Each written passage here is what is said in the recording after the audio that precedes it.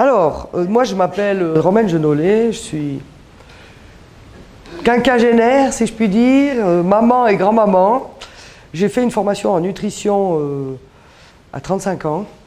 Et puis j'ai un petit cabinet à Sion où je traite, au départ je faisais essentiellement de l'amincissement. Aujourd'hui, heureusement, les gens commencent à prendre conscience que améliorer son hygiène alimentaire, c'est conserver sa santé ou retrouver sa santé. Donc aujourd'hui, je donne aussi des cours dans mon cabinet de nutrition simplement pour apprendre à se nourrir. De plus en plus de gens viennent chercher ça. Ou des gens qui ont été malades, ou enfin voilà. Alors aujourd'hui, le titre de la conférence, c'est « On est foutu, on mange faux » et non pas trop. Le plus grand problème aujourd'hui des gens par rapport à une prise de poids, c'est parce qu'on mange faux et non pas parce qu'on mange trop. Alors moi, je travaille sur les bases de la nutrition. Alors je vais quand même juste expliquer quelle est la différence entre la nutrition et la diététique. Parce que pour la plupart des gens, c'est très flou. Alors ce sont déjà tous les deux des sciences. La diététique, c'est une science qui est plus ancienne. C'est l'étude de l'aliment quand il est là, sur la table, de quoi il est composé, les nutriments, les calories, lipides, glucides, enfin je vous passe les détails, de quoi il est composé. La diététique, c'est également un concept qu'on a mis en place après la guerre.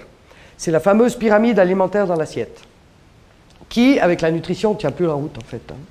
Et puis la diététique, c'est également je mange comme un prince le matin, comme un roi à midi, comme un pauvre le soir. En nutrition, on fait exactement le contraire. Pourquoi? Parce qu'on s'est rendu compte que ce qui nous prend le plus d'énergie la journée, c'est la digestion. Donc, si on rationalise les digestions la journée, eh ben, on garde notre énergie pour faire ce qu'on a à faire. Que ce soit loisir ou travail, mais au moins, on a de l'énergie pour faire ce qu'on a envie de faire la journée. On n'a plus, après le repas de midi, on pique du nez parce qu'on a mangé faux et trop. Avec la nutrition, on est au taquet toute la journée, quoi. Alors, la nutrition, c'est également une science qui est un peu plus récente, mais ça a quand même une quarantaine d'années. C'est l'étude de l'aliment quand il est ingéré. Donc, ça veut dire, on travaille sur la chimie digestive et non pas sur les calories. Alors, dans mon travail, par exemple, pour faire perdre du poids, eh ben, moi, je ne dis pas aux gens combien ils doivent manger, je dis aux gens ce qu'ils doivent manger. Et je ne dis pas combien, parce que quand on mange juste, ça c'est aussi quelque chose qu'on ne nous dit pas, quand on consomme des aliments, on consomme de l'énergie pour les métaboliser. Si on consomme un peu trop, parce qu'on a été gourmand à ce repas-là, à partir du moment où il est juste, on consomme un peu plus d'énergie, donc ça fait la balance. C'est quand on mange trop et faux que le corps il n'arrive plus à gérer. Ni les graisses, ni les toxines d'ailleurs. Hein, d'accord ? Et avec les années, on stocke les toxines. Ces toxines, souvent, très souvent, contribuent à prendre du poids. En fait, sont transformées en graisse par notre organisme. Alors, en nutrition, il y a 5 règles d'or. Il y en a plus, mais enfin, moi j'utilise toujours ces 5 règles d'or parce que si on applique ces règles d'or-là, on arrive à gérer son poids et la santé est tout à fait, on est tout à fait en accord avec la santé. D'accord? Donc, la première règle d'or en nutrition, la plus importante pour moi, celle qui a le plus de répercussions sur la santé, c'est qu'on ne devrait pas associer dans le même repas protéines, amidon. Alors, quand je dis protéines, c'est viande, poisson, œuf. Le fromage, je le mets ailleurs. Et amidon, ou féculent, ou hydrate de carbone, c'est pâtes, riz, pain, pommes de terre, céréales. Donc, quand vous mettez dans le même repas ces deux aliments-là, vous mettez ensemble 2 enzymes digestives qui ne sont pas du tout compatibles. Et celle que vous allez utiliser pour digérer l'amidon, pâtes, riz, pain, pommes de terre, céréales, va neutraliser et détruire celle qu'on utilise pour digérer la protéine, viande, poisson, œuf. Ça se passe dans l'estomac. Le premier inconvénient de ça, c'est qu'on prolonge le temps dans l'estomac. Et je reviens sur cette histoire. L'idée, c'est de rationaliser les digestions pour garder l'énergie pour faire ce qu'on a à faire. Parce que ce qu'on ne nous dit pas non plus, c'est qu'un repas, avant de nous donner de l'énergie, il nous en prend pour être digéré. Entre autres par l'intermédiaire du sang. Quand on digère un repas, sauf les fruits crus, on monopolise 50% de notre sang. Et non pas 4 heures comme on nous dit en diététique, mais ça dépend ce qu'on a mangé. Alors je vais prendre les exemples extrêmes. Une matière grasse cuite, donc par exemple, vous prenez votre steak, vous le mettez dans la poêle avec une graisse, matière grasse cuite, 8 heures de temps de digestion. Donc quand vous mangez ça à midi, puis que vous remangez à 19 heures, vous n'avez pas vos 8 heures. Vous interrompez la digestion, vous créez des problèmes avec ça dans votre système digestif, des toxines et des retours en graisse. Alors je reviens à l'histoire protéines-amidon. Donc dans l'estomac, les deux enzymes ne sont pas compatibles. Ensuite, ça sort de l'estomac, ça rentre dans la première partie de l'intestin grêle. Là, le foie, il va voir qu'il y a un problème avec la prédigestion de la protéine. Il va faire appel à la roue de secours. La roue de secours, c'est le pancréas. Le pancréas, c'est encore un organe qui est très méconnu aujourd'hui, que même les médecins ne vont pas toucher. C'est un organe, s'il ne fonctionne plus correctement, on a une maladie grave qui s'appelle le diabète. Le pancréas sécrète aussi une enzyme hépatique pour fluidifier la bile. Si on manque de cette enzyme, on fait des calculs dans la vésicule. Et puis, c'est la roue de secours en cas de mauvaise prédigestion dans l'estomac. Donc, vu que la prédigestion de la protéine n'a pas été faite correctement dans l'estomac, le foie va faire appel au pancréas et va demander d'injecter l'amylase qui fluidifie la bile dans le bol alimentaire parce que c'est une enzyme hépatique très acide, donc ça va permettre de liquéfier la protéine. Je n'ai pas dit digérer, j'ai dit liquéfier. L'objectif de la digestion, c'est de rendre liquide ce qui rentre solide. D'accord ? À ce niveau-là, le problème, c'est qu'on use notre pancréas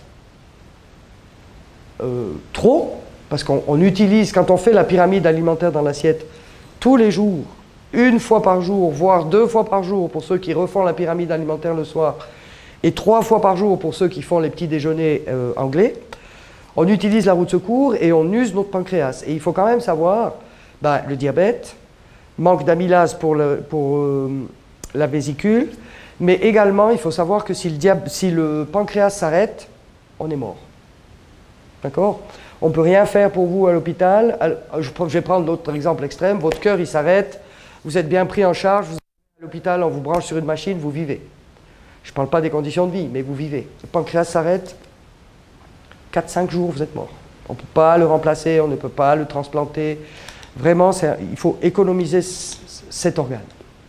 Donc, à ce niveau-là, cette amylase va se mélanger au bol alimentaire. Ce bol alimentaire va continuer son chemin dans les intestins. Et cette amylase qui est mélangée au bol alimentaire va traverser les intestins aussi. Et à force de passer tous les jours, elle va modifier le pH des intestins. Et ça, c'est une source de cancer des intestins, polypes et diverticules. C'est des choses qui sont... le cancer des intestins, je pense que je n'ai pas besoin d'expliquer ce que c'est. Polypes et diverticules sont quand même des désagréments assez importants. Les diverticules qui peuvent aller jusqu'à l'ablation de morceaux d'intestin. Il faut quand même savoir qu'on peut enlever 2 morceaux, puis après c'est la poche. Et puis en plus, c'est extrêmement douloureux. Et les polypes, c'est comme des petits champignons qui se transforment en tumeurs, en cancer et en tumeurs si on ne les détecte pas et qu'on ne les enlève pas. Donc voilà déjà pas mal de raisons, à mon avis, de ne plus le faire au quotidien, cette fameuse pyramide alimentaire dans l'assiette. Et puis, quand le bol alimentaire est arrivé dans le fond du côlon descendant, c'est devenu ce que nous on appelle dans le langage professionnel un chyme, un bol alimentaire chimique liquide. Et là, il va être aspiré par les parois de l'intestin et il va se retrouver dans votre sang. Cette amylase va également se retrouver dans votre sang et elle va être un facteur supplémentaire de déséquilibre acido-basique. Alors, quand on parle d'équilibre acido-basique, on parle du pH sanguin, qui, pour que nous vivions en bonne santé longtemps, doit être neutre. Ce qu'on sait dans les pays riches, alimentairement surtout, c'est que, statistiquement, on dit 50% de la population a un déséquilibre acido-basique dans l'acide. Moi, je dis que c'est beaucoup plus. Ce que je vois dans mon cabinet, c'est beaucoup plus. Ce que je vois aussi au niveau mondial. Et ce déséquilibre acido-basique est la cause de toutes nos maladies dites du siècle. D'accord ? Je vais donner un exemple. Une cellule cancéreuse se développe que sur un terrain acide, pas sur un terrain neutre ou alcalin. D'accord ?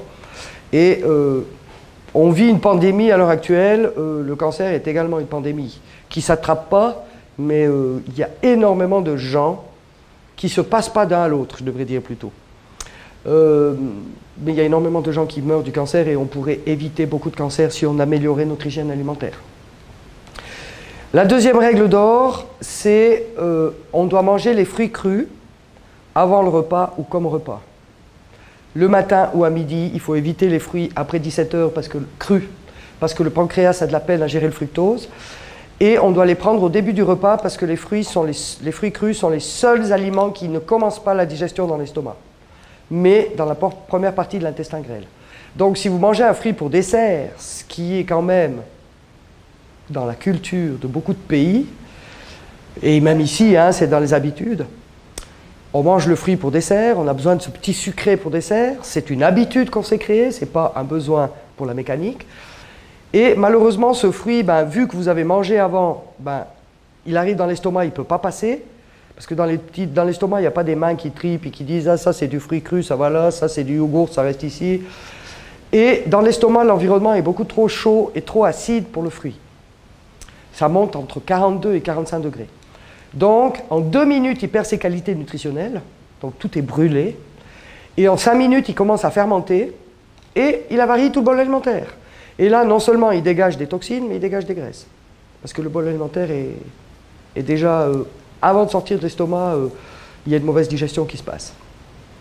Alors, il vaut mieux manger soit que des fruits, soit le fruit au début du repas. Mais c'est valable aussi, par exemple, je vais prendre un autre exemple, les yaourts aux fruits. Parce que le fruit est dans le yaourt, les gens ils croient bien faire en mangeant des yaourts aux fruits. Donc là, je parle avec les morceaux de fruits, je ne parle pas les arômes de fruits. Hein. Alors les gens croient que les yaourts aux fruits, le fruit est cuit. Mais non, le fruit n'est pas cuit.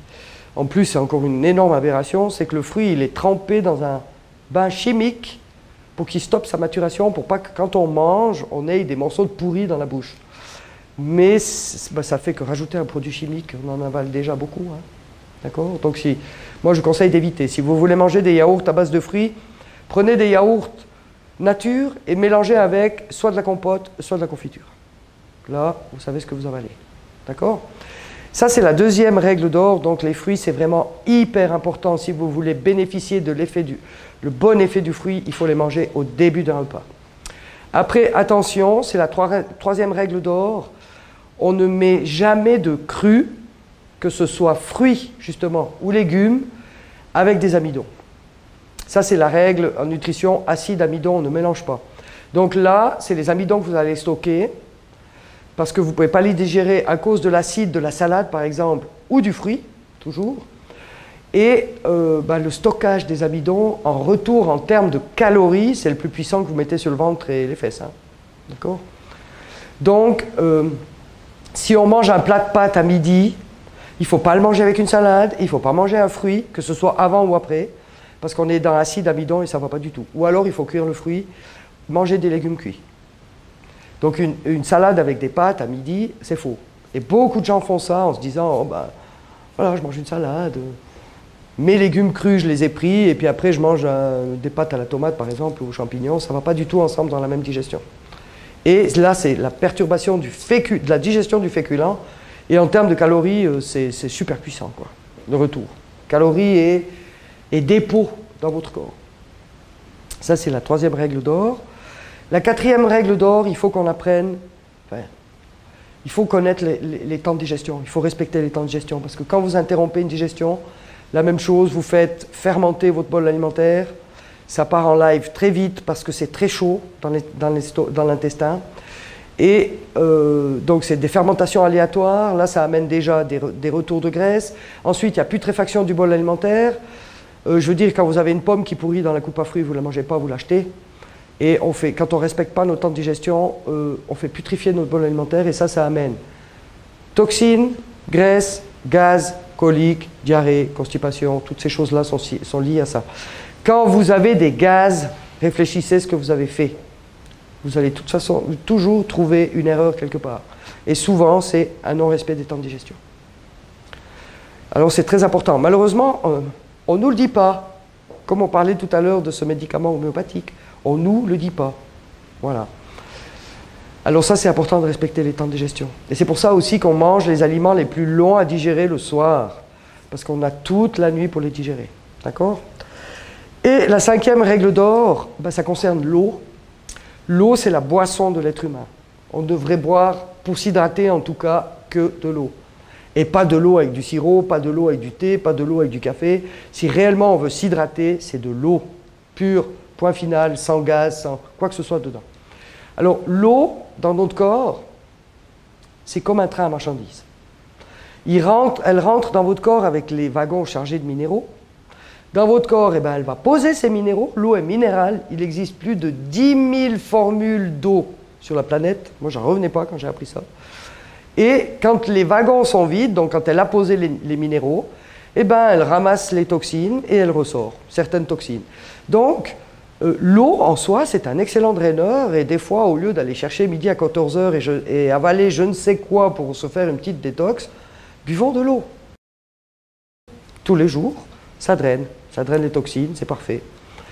Donc ça, c'est... Et puis, alors l'eau, on doit la boire loin des repas et des petites quantités à la fois. Pourquoi? Parce que quand vous mangez, votre estomac, il est fermé. Donc si vous buvez trop d'eau, vous transformez votre estomac en piscine, vous diluez les enzymes digestives. Donc déjà là, vous perturbez la digestion, puis au moment où l'estomac s'ouvre, le bol alimentaire, lui, il rentre dans l'intestin grêle et il avance lentement, puis l'eau, elle file. Et puis quand elle part, elle emmène avec elle des enzymes. Si elle emmène trop d'enzymes, ça crée des bugs. Maintenant, il faut quand même savoir, heureusement d'ailleurs, la machine humaine est une formidable machine, c'est que les enzymes digestives, s'il en reste un tout petit peu, les enzymes digestives ont la capacité de se reproduire extrêmement rapidement. Donc on peut retrouver un équilibre au niveau des enzymes dans le transit. C'est pas perdu pour ce bol alimentaire, mais il faut faire attention, il ne faut pas trop boire en mangeant. Là, je parle de l'eau. Et puis, des petites quantités à la fois, pourquoi? Parce que si notre bol alimentaire n'est pas dans l'estomac, on a toujours un bol alimentaire qui se balade quelque part dans notre système digestif. Et on crée le même processus que dans l'estomac si on boit trop à la fois. Si on boit un demi-litre d'eau comme ça, moi des fois j'observe, les hommes, eux, ils ont une capacité à ouvrir ici, puis hop, ils mettent la bouteille, ça descend droit, là, ils avalent même pas, je ne sais pas comment ils font, hein, moi j'ai essayé. Et puis vous avalez 5 décis d'eau en moins de temps qu'il faut pour le dire. Mais le problème, c'est que cette eau, elle va rentrer dans les intestins, elle va rencontrer le bol alimentaire, elle va le noyer, et de nouveau, elle continue son chemin. Et elle emmène avec elle les enzymes, et ça crée beaucoup de perturbations. Et des retours en graisse.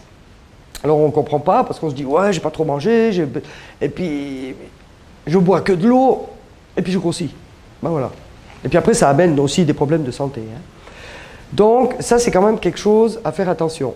Après, en nutrition, on mange, le rythme de manger, c'est, comme je disais tout à l'heure, un peu différent parce qu'on tient compte du fait que la digestion prend beaucoup d'énergie. Donc, la journée, on mange léger et le soir, on fait le repas principal copieux et équilibré. C'est également les aliments qui sont le plus longs à digérer parce qu'on a toute la nuit pour les digérer. Et on n'utilise pas cette énergie parce que la nuit, on utilise le minimum vital pour les pulsations et pour la respiration. Donc, quand on se lève le matin, notre réservoir d'énergie, il est plein, c'est le foie. Le matin, on mange léger, c'est une aberration de dire à nos enfants, pour qu'ils apprennent bien à l'école, faut qu'ils fassent des gros petits déjeuners. Non, pourquoi? Parce alors un enfant, ça ne rend pas compte, mais il doit tirer sur l'énergie pour ne pas mettre la tête sur le pupitre plutôt qu'écouter ce qu'il dit le prof. Hein. D'accord? Si on mange léger le matin, c'est-à-dire on mange des fruits le matin, c'est les aliments les plus vite digérés, ça vous amène énormément de nutriments et c'est pas là pour vous nourrir, c'est juste là comme la clé dans le démarreur de la voiture. Ça met en route le moteur. Et votre moteur va puiser l'énergie du repas de la veille au soir qui est dans votre foie jusqu'entre 16h et 17h, suivant ce que vous avez mangé. Vous, entre deux, vous allez prendre un repas de midi qui aussi va être digéré assez rapidement, donc des aliments qui sont assez vite digérés. Ils vont être digérés une partie de l'après-midi, et puis l'énergie va être rendue vers 16h, 17h, quand l'énergie du repas du soir sera terminée. Donc il y a une logique aussi à ça. Pour ne pas avoir ces baisses d'énergie à 11h, ou pour certains dans l'après-midi. Après, il y a des gens qui ont besoin de manger en fin d'après-midi, mais c'est une erreur, c'est parce qu'ils sont en acidose, c'est un phénomène d'élimination des toxines, qui nous donne une sensation de faim. Quand on est dans l'acidose, il ne faut surtout pas manger. Il ne faut surtout pas manger parce que vous coupez le processus. Il faut boire un café ou boire un peu d'eau, remplir l'estomac pour enlever la sensation de faim. C'est quelque chose qui dure 1 heure. Je pourrais faire d'ailleurs une petite conférence une fois là-dessus parce que c'est super intéressant. Et puis ça amène beaucoup de poids aux mamans qui sont à la maison, qui ont la chance d'être à la maison, puis qui donnent le goûter à leurs enfants à 5 h ou à 4 h 30 quand ils rentrent de l'école. Les enfants, ils veulent aller jouer, donc ils finissent pas leur goûter. Les mamans, elles ont faim parce qu'elles sont en acidose, donc elles finissent le goûter en se disant « Ah, je peux manger parce que j'ai faim ». Et puis, 15 ans de goûter, c'est 15 kilos, quoi. Puis ça, c'est le minimum. Puis 15 kilos, il faut bagarrer pour les perdre. Hein. Alors, oui, c'est intéressant d'essayer de faire attention, puis de connaître certaines choses qu'on nous dit pas, de nouveau. L'histoire des temps de digestion, c'est hyper important. Je vais donner un autre exemple. Les légumes crus. Moi, j'entends très souvent dans mon cabinet des gens qui me disent « Oh, mais moi, je mange léger à midi, je mange tous les jours de la salade. » Faux. Nous ne sommes pas des ruminants. Un légume cru, c'est 7 heures de temps de digestion. Donc moi, je les fais manger le soir. Le même légume cuit, c'est 5 heures. Je le fais manger à midi. Puis après, il faut quand même savoir aussi, c'est que le système digestif, c'est l'organe des émotions. On a beaucoup plus de possibilités de perturber notre digestion après le repas de midi, parce qu'on est dans la vie, on est dehors, on va travailler, on va traverser la route, il y a un automobiliste qui risque de nous shooter, tac, et après on gonfle parce qu'on a mangé une crue. D'accord? Puis en plus, souvent, on l'associe mal. Hein? Genre, on mange des pâtes avec la salade à midi. D'accord? Donc, attention à ça. La salade, c'est vraiment important de la manger le soir, au quotidien. Après, je dis aussi qu'il ne faut pas être extrémiste. Hein? D'accord? De temps en temps, si on est au bord du lac, et puis il fait grand beau, puis qu'on est sur une terrasse, puis qu'on a envie d'une salade à midi, ok, on le fait. Mais au quotidien, c'est pas bon. C'est pas bon ni pour la santé, ni pour la vie. Maintenant, moi, j'aimerais juste faire une petite parenthèse pour l'équilibre acido-basique, parce que l'équilibre acido-basique, c'est le gage de la longévité en bonne santé. Si on a un mauvais équilibre acido-basique, eh bien, on a de grandes chances de ne pas arriver à la retraite, et puis si on y arrive, c'est dans de mauvaises conditions. On devient malade. Alors, quand on parle d'équilibre acido-basique, on parle du pH sanguin, qui doit être neutre. On sait, je l'ai dit tout à l'heure, plus que 50% de la population a un déséquilibre acido-basique dans l'acide. Qu'est-ce qui nous acidifie le sang? Là, je parle de l'acidité du sang, pas de l'acidité du système digestif. Alors, qu'est-ce qui acidifie notre sang? Eh bien, certains aliments que nous mangeons, certains sont acidifiants, d'autres sont alcalinisants. Et puis, toutes nos émotions négatives. La peur, la colère, le stress, l'anxiété, la culpabilité, la tristesse, les angoisses, la déprime, ce qu'on vit maintenant à 2000 à l'heure depuis une année. D'accord? Tout ça, ça acidifie notre sang. Et en plus de pourquoi ça acidifie notre sang? Parce que quand on est dans ces émotions-là, on reçoit de l'adrénaline. L'adrénaline, quand il est dans notre sang, c'est du sucre, et le sucre nous acidifie. Et en plus, l'adrénaline peut nous faire grossir, pour certaines personnes en tout cas, et appelle manger ou le sucre toutes les 2 heures. Et ça, c'est des demandes du corps qui sont très difficiles à résister, parce que c'est mécanique, quoi. Il veut du sucre. Le sucre, pour votre corps, le sucre, c'est une drogue. D'accord? Physiquement et psychologiquement d'ailleurs. Donc, comment on peut améliorer notre équilibre acido-basique? Déjà en apprenant à gérer nos émotions. Et puis, avec l'alimentation, on peut améliorer ça aussi quand on est au courant de ça. Ça correspond à cette phrase, mais je dis toujours qu'il ne sert à rien. Pourquoi? Parce qu'on ne nous explique pas. Pour votre santé, mangez 5 fruits et légumes par jour. Alors, quand je suis en dehors de mon travail et puis qu'on me dit « Ah, mais Romaine, qu'est-ce que tu penses de cette phrase pour notre santé, manger 5 fruits et légumes par jour ?» Je dis toujours oui, à condition de le faire juste. Parce que comme je l'expliquais tout à l'heure, si à midi vous mangez des pâtes avec une salade verte, dans la salade verte vous mettez des oignons puis du vinaigre, oui, vous aurez les oignons, la salade verte, vous aurez déjà 2 à midi, plus les pâtes à la tomate, ça fait 3, sur 5 fruits et légumes, mais ça va pas améliorer votre équilibre acido-basique parce que vous avez fait des mauvaises associations au niveau de la digestion. Donc ça arrive acide dans votre sang. Après, il y a des aliments, il y a aussi un ratio à avoir juste. La difficulté, c'est que pour un aliment acidifiant, on trouve les listes sur Internet, hein. Pour un aliment acidifiant, pour avoir un autre, vous devez consommer 2 alcalinisants. Si c'était 1 pour 1, c'est facile. Genre, je mange du riz qui m'acidifie, je mets des courgettes avec. Non, vous devez mettre des courgettes et encore autre chose. Maintenant, ça se gère sur une journée et non pas sur un repas. Donc, si dans le même repas, vous n'arrivez pas tout à fait à avoir 1, 2, vous pouvez le faire au repas suivant. Et dans mes plans, justement, par exemple, le soir, je dis aux gens, mangez une salade avec une crudité. Et puis des fois, on me fait la remarque en me disant, ouais, mais pourquoi encore cette crudité? Moi, ça me donne du boulot. C'est où je fais la salade verte ou je fais des tomates, mais je ne fais pas les deux. parce que ça me fait du boulot. Moi, je ne fais pas ça pour, excusez-moi, emmerder le monde. C'est pour avoir un deuxième aliment alcalinisant dans votre assiette pour arriver à, pour un, il faut deux. C'est ça la difficulté. Alors après, il y a plein de petites astuces qu'on peut faire, mais déjà, si vous allez chercher les listes sur Internet, les aliments acidifiants, les alcalinisants, rappelez-vous que pour un acidifiant, il faut 2 alcalins pour faire un neutre. D'accord? Il faut quand même savoir qu'on peut toujours, à n'importe quel âge, rétablir la situation. Même si on a des gros problèmes d'acidité, on peut à tout âge rétablir la situation. Maintenant, qu'est-ce qui peut faire dire, comment votre corps gère les excès d'acidité? Ben, il gère ça de seconde en seconde. Hein. Puis s'il y a trop, entre ce que vous mangez et vos émotions, eh bien, il va prendre ces excès d'acidité dans le sang, puis il va les transformer en cristaux. Donc, il donne une densité à ces acidités, puis il va les stocker le plus loin possible des organes vitaux. Souvent pour les hommes, c'est aux pieds, pour les femmes aux mains, demandez-moi pas pourquoi, j'en sais rien. Il stocke ces petits cristaux d'acidité dans les articulations. Et ça, la réaction de l'articulation, ça va provoquer de l'arthrite. Hein. Le préfixe « it » veut dire inflammation. D'accord? Ça va créer de l'arthrite d'abord. Et puis après, ces petits cristaux, chaque fois que vous faites ça, ben, eux, ils vont faire comme un papier de verre, ils vont créer une usure prématurée de l'articulation. Là, on rentre dans l'arthrose. D'accord? Et là, c'est installé, il n'y a pas de retour en arrière. Et puis, ben, après, rhumatisme et gouttes sont liés aussi aux excès d'acidité. Ça, c'est pour la règle générale. Mais un mauvais équilibre acido-basique permet, comme je le disais tout à l'heure, aussi le développement des cellules cancéreuses.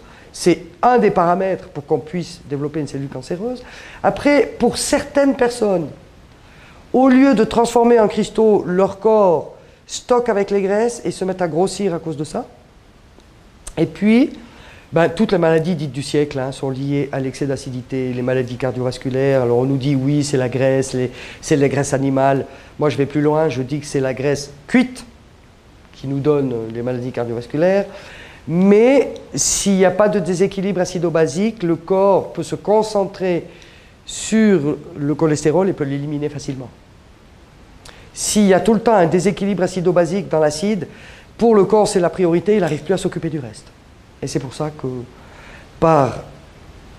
indirectement, on est malade parce que notre corps doit travailler tout le temps sur le déséquilibre acido-basique. Voilà, ça c'est une chose hyper importante. Malheureusement, on n'en parle pas du tout. Les médecins ne nous en parlent pas. Moi, j'ai commencé... Moi, je viens du domaine médical. Hein, j'étais assistante médicale avant. Je ne me suis pas rendu compte de ça du tout pendant toute ma carrière. Après, bon... Avec mon travail, j'ai appris vraiment à bien manipuler, gérer ce pH sanguin et l'équilibre acido-basique. Et je me suis rendu compte que les médecins ne font aucune prophylaxie par rapport à ça, même aux gens qui ont eu un cancer, par exemple. Moi, je pose toujours la question aux gens qui sortent d'un cancer et qui arrivent chez moi, pourquoi ils sont là? Et est-ce que c'est votre médecin qui vous envoie? Et jamais, jamais, jamais, ça a été oui, c'est lui qui m'a dit que je devais changer mon hygiène alimentaire. Jamais. Après, améliorer l'hygiène alimentaire, ça améliore la santé, l'énergie, le bien-être, l'humeur, le sommeil. Et accessoirement, ça permet d'arriver à gérer son poids. Moi, j'apprends, par exemple, aux gens à manger de tout. Ce n'est pas la peine de supprimer certains aliments. Il y a des aliments qu'on doit manger à un peu plus de modération. Pas pour les calories, pas parce qu'ils font grossir. Là, je parle des féculents. Mais parce qu'ils laissent des dépôts dans le corps que notre corps, souvent, n'arrive plus à éliminer parce qu'il a trop de travail à faire, parce qu'on tire tout le temps sur la corde, parce qu'on ne vit pas au rythme des saisons, parce qu'on se lève tous les matins à 6 heures, qu'il fasse jour, qu'il fasse nuit, qu'on est super stressé, qu'on va vite. Le corps, il n'arrive plus à gérer, quoi. Donc, voilà. Nos sociétés nous rendent malades, quoi, clairement. Alors, après, des astuces anti-frustration. On a le droit de manger du chocolat. Alors, je ne suis pas en train de dire que c'est super bon pour la santé, mais c'est bon pour la tête. Parce que pour les gens, ils fonctionnent beaucoup au niveau alimentaire, en fonction de leurs humeurs, de ce qui se passe dans leur tête. Si ça va bien, ben on est plein de bonne volonté pour manger des fruits et des légumes, même des choses qu'on n'aime pas forcément parce qu'on sait que c'est bien pour nous. Puis quand ça va moins bien, ben, manger, ça reste un plaisir. À l'heure actuelle, c'est le seul plaisir qui nous reste, hein, à peu près. Donc les gens, ils switchent. Alors, mangeons du chocolat. À quel moment le chocolat ne nous fait pas grossir? C'est si on le mange pour dessert d'un repas. Si on le mange entre les repas, ben, il nous fait grossir parce qu'on interrompt la digestion du repas précédent avec le chocolat. Donc le repas précédent, par exemple, si vous mangez un bout de chocolat à 4 heures l'après-midi, avec ce chocolat, vous allez interrompre la digestion du repas de midi. Et là, vous allez stocker le repas de midi. Puis après ce chocolat que vous avez mangé à 4 heures, qui a besoin de 6 heures pour être digéré, quand vous allez manger à 19 heures, vous allez interrompre la digestion de ce chocolat. Donc ce chocolat, il vous amène des toxines et des graisses sur les deux niveaux. Donc le grignotage, on nous dit aussi tout le temps, hein, faut pas grignoter, c'est pas bon pour ça nous fait grossir. Mais en fait, c'est surtout que c'est pas bon pour la santé, parce que vous interrompez les digestions. Alors le chocolat, après le repas de midi ou après le repas du soir, il n'y a aucun souci. Il faut juste faire attention à ce qu'il y a dans le chocolat. Dans le sens, si vous mangez du chocolat aux noisettes ou aux amandes, les oléagineux, c'est 9 heures de temps de digestion. C'est les aliments les plus longs à digérer. Donc, il vaut mieux garder le chocolat aux noisettes pour dessert du repas du soir. Et à midi, manger du chocolat au lait. Moi, pendant des années, parce que je suis une amatrice de chocolat, en croyant bien faire, parce que je n'avais pas vraiment analysé la composition de ces chocolats, je mangeais du ragusa le soir, parce que j'aime le ragusa, mais tout le monde sait qu'il y a des noisettes dans le ragusa puisqu'on les croque. Et je me vantais de manger du torino à midi, mais le torino contient de la pâte d'amande. Donc, il faut éviter le torino à midi, il faut le manger le soir. Alors, je mange du chocolat au lait à midi si j'ai envie d'un bout de chocolat. Voilà. Après, on a le droit de manger, ça c'est aussi quelque chose que j'entends souvent dans mon cabinet. Ah non, mais il ne faut pas manger la fondue, la raclette, tout ça, c'est hyper calorique. Ici, on vit quand même dans un pays où on mange des mets au fromage, on produit du fromage. Alors, mangeons du fromage fondu, il n'y a pas de souci. Alors, je ne parle pas de la santé, là, je parle de la ligne. Comme toute chose, user ou abuser n'a pas les mêmes répercussions sur la ligne et sur la santé. Et là aussi, on peut manger juste. Je vais prendre l'exemple d'une raclette. Le produit laitier, donc le fromage, lui, se mange avec tout. Qu'il soit fondu ou pas, le fromage se mange avec tout. Donc nous, on le classe dans les protéines deuxième degré. D'accord? Mais la pomme de terre qu'on met avec la raclette et le cornichon ou les petits oignons, enfin toutes ces vinaigreries que nous mettons avec la raclette, ça ne va pas ensemble. Là, on rentre dans acide amidon. D'accord? Et c'est la pomme de terre qui va vous faire grossir. Et c'est ça qui va faire que vous allez penser que vous ne digérez pas la raclette. Ce n'est pas la raclette que vous ne digérez pas, c'est l'association de la pomme de terre avec le cornichon qui va faire que vous allez mal digérer tout le bol alimentaire. D'accord? Et là-dessus, on rajoute, maintenant c'est rentré dans les mœurs, mais à l'époque pas, on rajoute le vin blanc, qui est hyper acide, et avec le vinaigre, c'est les pires choses que nous pouvons avaler. Alors le vin blanc, par exemple, qui est dans la fondue, lui, il est plus hyper acidifiant parce qu'il a cuit. Mais le vin blanc que nous buvons en trinquant avec la raclette, celui-là, il est hyper acide. Le rouge, ça reste de l'alcool, hein, mais le vin rouge, nous, on conseille de boire du vin rouge, que du vin rouge. Pourquoi? Parce que le vin rouge, ça a la capacité d'amener beaucoup de nutriments. C'est par exemple la seule chose, le seul aliment que l'on trouve qui contient le fer, mais qui contient tout ce qu'il faut pour fixer le fer. Dans la même chose. Par exemple, quand vous mangez un steak, ça vous amène la protéine, ça vous amène le fer. Mais pour fixer ce fer, vous devez amener avec d'autres choses de la B12, de la vitamine C, du potassium et du zinc.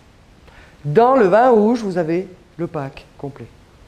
D'accord? Donc, 1 ou 2 verres de rouge en mangeant quoi que ce soit, c'est acceptable.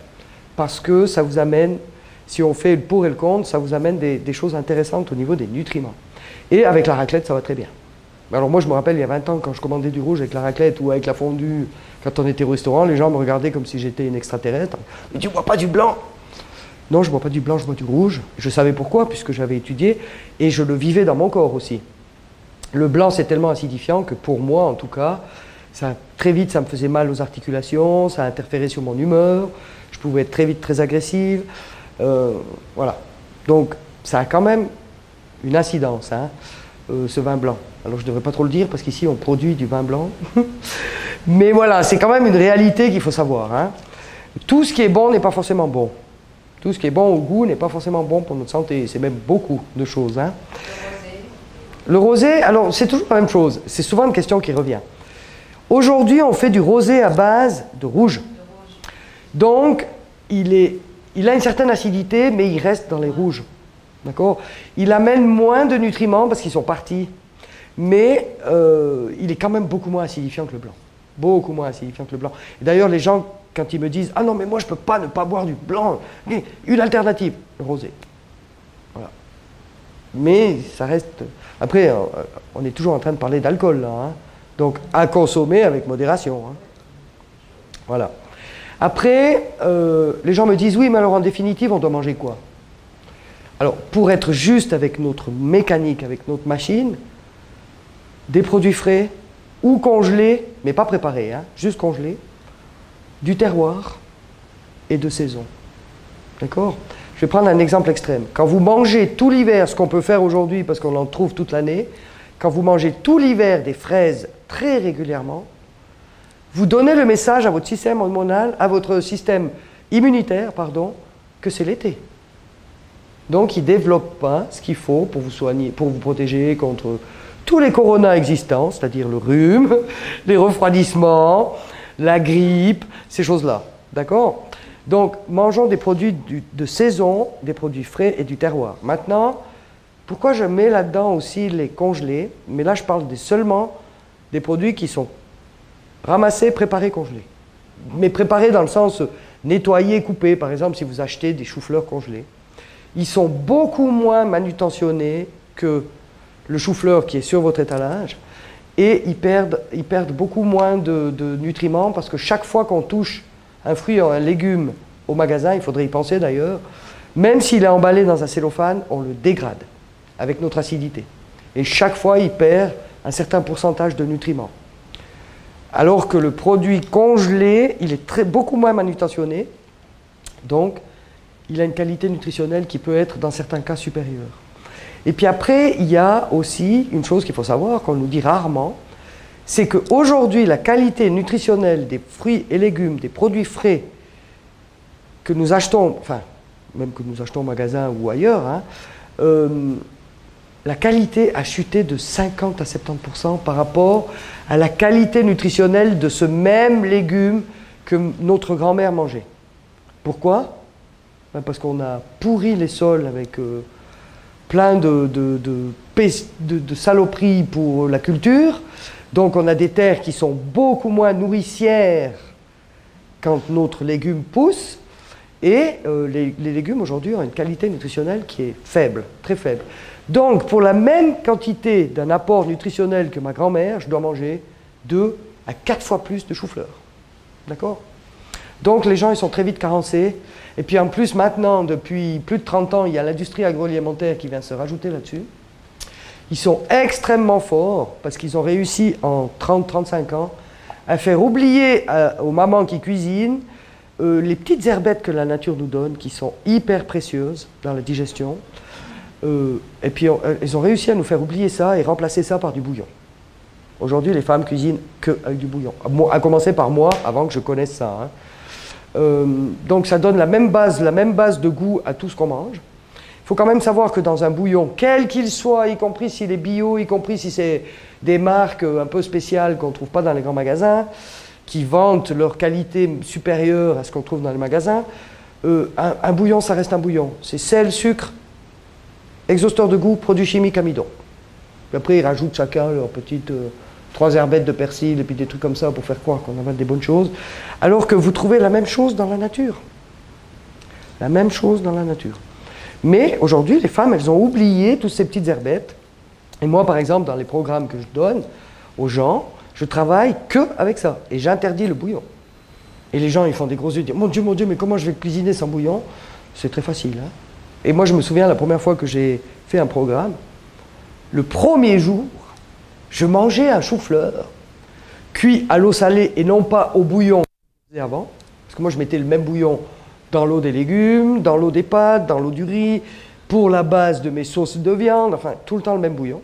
Et je me rappelle, je mangeais ce bouillon et je disais à ma mère, j'étais avec ma mère, et je disais à ma mère, mais mon Dieu, mais moi, j'ai jamais mangé un chou-fleur qui a un bon goût de chou-fleur comme celui-là. Ben, simplement parce qu'il était cuit à l'eau salée. Et le sel, c'est un exhausteur de goût. Ça ne doit pas être quelque chose qui a du goût, le sel, comme le poivre d'ailleurs. Hein. Alors on remplace le bouillon par des herbettes, et puis ben, par exemple, quelque chose qui est assez intéressant aussi, si tant est que...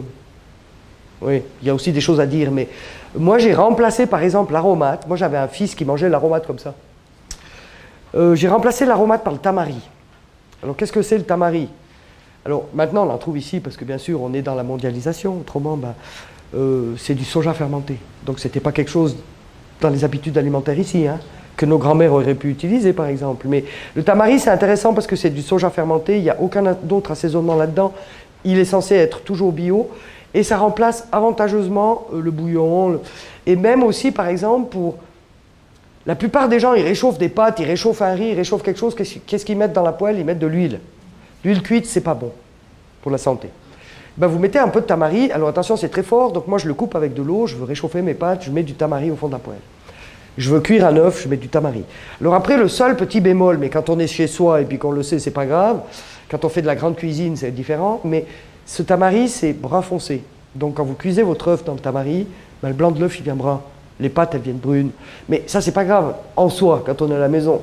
Peut-être après, si on cuisine pour quelqu'un, mais quoi, c'est un détail.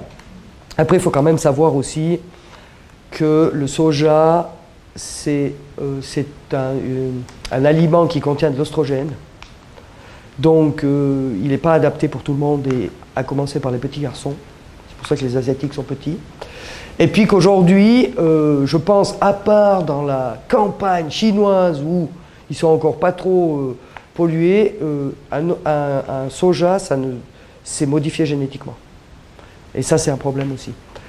Et c'est... Alors, il y a beaucoup de gens qui me disent « Oui, mais en Suisse, c'est interdit les OGM. » Faux. C'est interdit de cultiver les OGM. C'est pas interdit de les importer. Là, on voit à quel point on joue sur les mots et qu'on nous fait croire qu'on s'occupe de notre santé alors que ce n'est pas du tout le cas. Alors, vous pouvez acheter du soja au magasin, il est modifié génétiquement. Le tamari contient du soja modifié génétiquement, donc il faut le savoir. Mais c'est, à mon avis, moins pire qu'un bouillon qui contient rien de naturel, strictement rien. Et des quantités de sel et de sucre qui sont faramineuses. Hein. Après, pendant 50 ans, on s'est trompé d'ennemi. Notre ennemi, ce n'est pas les graisses. Notre ennemi, c'est le sucre. C'est le sucre qui nous rend malade, c'est le sucre qui nous fait grossir. Et pendant des années, on a fait la chasse à la graisse. Hein. Alors, après, je suis d'accord de dire que la graisse cuite, c'est pas bon pour la santé, c'est ce qui nous bouche nos artères. Les extrémistes disent la matière grasse animale aussi. Moi, je suis né dans une laiterie, je mange énormément de produits laitiers. Bon, maintenant, je suis dans une phase où j'élimine les produits laitiers, mais pour d'autres raisons. Ben, je n'ai pas de cholestérol. Hein. Alors que moi, je laisse tomber un bout de viande pour un bout de fromage. Donc, j'ai mangé beaucoup de fromage dans ma vie. J'ai 0 cholestérol. Là aussi, on se trompe d'ennemi un peu. Et puis c'est pas tout à fait, les mesures ne sont pas tout à fait ce qu'on nous dit en médecine. Bon cholestérol, mauvais cholestérol, ça c'est du grand n'importe quoi. Mais enfin voilà, tout ça pour dire que l'industrie agroalimentaire, ils sont super forts. Tout ce que vous mangez dans l'industrie agroalimentaire, c'est pas bon pour vous. C'est dénaturé, y compris les pâtes. Hein. D'accord ? Ça contient des agents de conservation, ça contient des agents de goût, de couleur, d'odeur, ça c'est le minimum. On nous maintient que c'est pas dangereux, c'est faux, c'est archi faux. Et puis après, le problème aussi, c'est qu'on mélange différents de ces produits. Hein, et eux, entre eux, dans notre système digestif, créent d'autres réactions chimiques sur lesquelles on n'a aucun contrôle et qui déclenchent beaucoup de réactions chimiques qui donnent des toxines. Et notre corps, il est tellement imbibé de toxines qu'il n'arrive plus à éliminer. Et alors, il stocke ça dans les graisses, il stocke ça dans les cellules et il stocke ça dans ce qu'on appelle les humeurs. Les humeurs, c'est le liquide, on est fait de 80% d'eau, c'est le liquide dans lequel baignent nos cellules. Donc, aujourd'hui, on vit à l'ère des détox, il faut nettoyer le corps, et patati patata. On nettoie les cellules quand on fait une détox. Mais la cellule, elle reste toujours... Alors, vous l'avez nettoyée, oui, mais son environnement est toujours sale. L'humeur dans laquelle elle vit. D'accord ? D'où les purges. Humeur comme humeur. H-U-M-E-R. Ouais. Alors, nous sommes remplis d'humeurs viciées. Nous, les femmes, encore plus, parce que notre système hormonal dégage beaucoup d'humeur. C'est pour ça que nous avons beaucoup de cellulite, parce que le corps n'arrive pas à éliminer tellement on tire sur la corde. Notre corps devrait éliminer tous les jours toutes les toxines qu'on dégage ou qu'on avale. Il n'arrive pas, parce qu'il y a beaucoup trop. Puis après, de ce que j'étudie et de ce que dans les milieux dans lesquels je suis, clairement, c'est dit que les vaccins qu'on nous fait tout petits empêchent notre corps de mettre en place ces processus d'élimination. D'accord ? Créent des barrières qui empêchent notre corps, et puis en plus, ils sont bourrés de saloperies, hein, ces vaccins. Mais en plus, ils empêchent notre corps de mettre en place ces processus d'élimination. Et on vaccine les enfants avant une année. Hein. Et puis dans certains pays, c'est 11 vaccins. 11 maladies en un vaccin. Moi, je n'ai pas vacciné mes enfants. Moi, j'ai des enfants qui ont plus de 20 ans. Je ne les ai pas vaccinés à l'époque. Alors bon, je suis passé pour une huluberlue complètement cinglée. Et puis, alors, il n'y a jamais eu chez nous, à Bramois, d'épidémie de maladies enfantines. Mais je pense que si ça avait été le cas, on m'aurait accusé de diffuser la maladie, parce que mes enfants ne sont pas vaccinés. Alors que, pour la petite histoire, il faut quand même savoir que ces maladies infantines sont là, ça y est, c'est super bien conçu, pour construire notre système immunitaire, que quand on les fait enfants, elles ne sont pas dangereuses. D'accord ? Oui, mais il y a de temps en temps un enfant qui meurt de la rougeole. Oui, comme il y a de temps en temps un enfant qui meurt de la leucémie. Hein. Vous voyez ce que je veux dire ? Mais ces mêmes enfants, quand ils sont adultes, s'ils n'ont pas fait la rougeole quand ils sont petits, et c'est mon problème aujourd'hui avec les miens, eh ben, les maladies enfantines, quand on les chope adultes, eh ben, elles tuent. Là, clairement. Et si votre enfant... Moi j'ai un fils qui veut voyager, je lui dis toujours, si tu veux voyager, mon fils, aujourd'hui, va te faire vacciner. Parce que si tu es dans la brousse, puis qu'il faut 4 jours pour arriver au premier dispensaire ou au premier hôpital, ben, même avec la rougeole, t'es mort. Parce que le corps, il n'est plus en état de... Et puis après, tous ces enfants qui sont vaccinés, en plus, on ne fait pas les rappels. Ils risquent aussi, quand ils sont adultes, de choper les maladies. Et là, ça a un nom d'ailleurs, ça, et on le vit avec ce vaccin-là, qu'on est en train de nous faire maintenant. Si on est vacciné contre une maladie qu'on attrape adulte, ben la réaction du corps contre la maladie, c'est puissance 100 000. Et encore une fois, là, ça peut être mettre la personne en danger de mort, clairement. Donc ces vaccins, ok, on dit, je ne suis pas persuadé que ça a éradiqué certaines maladies, mais ça a un coût qui, à mon avis, n'est pas acceptable. Encore un petit peu de polémique là. Quand un médicament a des effets secondaires, mais qui soigne la maladie pour laquelle je le prends, si on fait le pour et le contre, s'il y a quelques effets secondaires qui ne sont pas trop importants, ok, j'accepte les effets secondaires si ça me soigne. Mais quand on vaccine des gens, on vaccine la population saine. Pour moi, les effets secondaires doivent être de 0, sinon ce n'est pas acceptable. Punktschluss, terminé. C'est comme ça. Là, je parle des vaccins conventionnels. Je ne parle pas du vaccin qu'on est en train de nous enfiler maintenant. Je parle vraiment du vaccin conventionnel. Il y a 10 ou 12 produits dans ces vaccins. Moi, j'ai le témoignage d'une dame qui a appelé un grand laboratoire, qui a posé la question en demandant, sans parler des vaccins, sur chaque produit, ça c'est quoi? Ah oui, ça c'est un poison, tac, tac, tac. Ça c'est quoi? Ça c'est un poison, tac, tac, tac.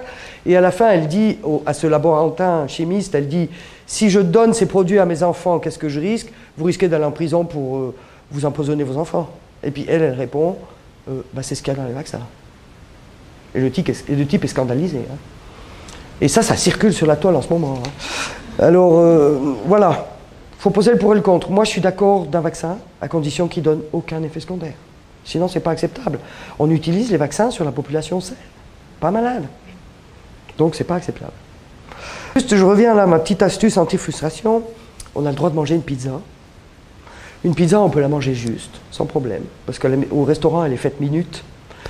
Dans les cartes, vous avez le détail de tout ce qu'il y a sur votre pizza. Vous pouvez dire, moi, je veux la XY sans le jambon. C'est pas difficile, ils acceptent toujours parce qu'elle est faite minute. Puis quand vous la faites vous-même à la maison, ben, vous pouvez la faire juste.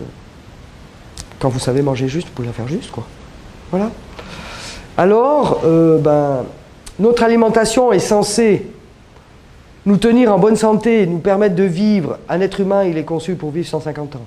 C'est-à-dire, on vieillit, aujourd'hui, on vieillit prématurément. Et moi, je dis aussi toujours, moi, vivre jusqu'à 150 ans, puis les 50 dernières années, je suis comme ça, je n'ai pas envie. Mais c'est pas comme ça. Si on était en accord avec notre corps, qu'on l'a cultivé, notre mécanique, et puis qu'on vivait en accord avec notre nature et ce qu'on doit manger, et qu'on arrêtait de se polluer avec toutes sortes de produits chimiques qui viennent de partout, eh ben, on pourrait vivre 150 ans dans de très bonnes conditions, et à passer 100 ans, on serait moins vieux qu'aujourd'hui à 70, c'est ça que je veux dire. Alors après, on pourrait améliorer beaucoup nos conditions de vie si on vivait en accord avec notre environnement, tout bêtement, hein, et en accord avec notre mécanique.